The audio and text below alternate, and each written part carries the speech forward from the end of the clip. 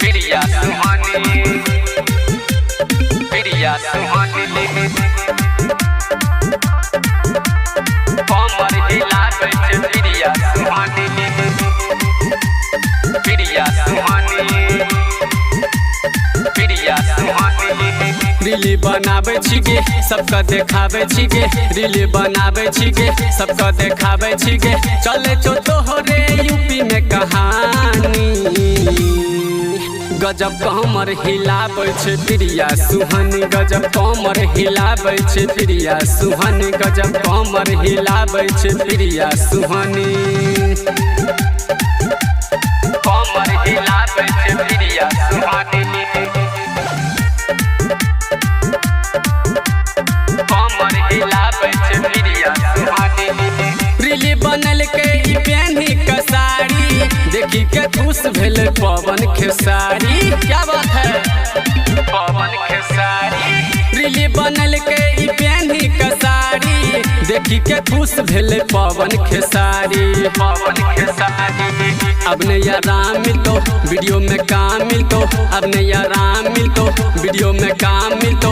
चले छो तोहरे बिहार में कहानी, गजब कमर हिलाबै छै प्रिया सुहानी, गजब कमर हिलाबै छै प्रिया सुहानी, गजब कमर हिलाबै छै प्रिया सुहानी, प्रिया सुहानी,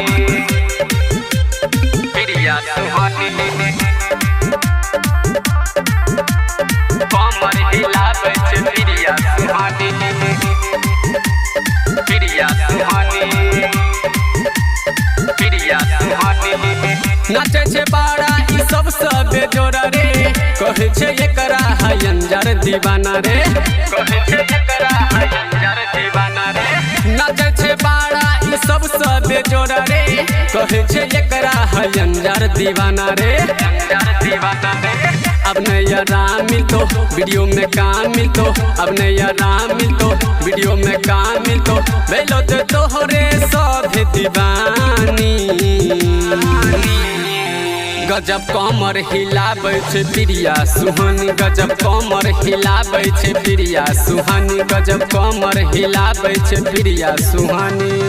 रील बनाबै छिके सबके देखाबै छिके, रील बनाबै छिके सबके देखाबै छिके।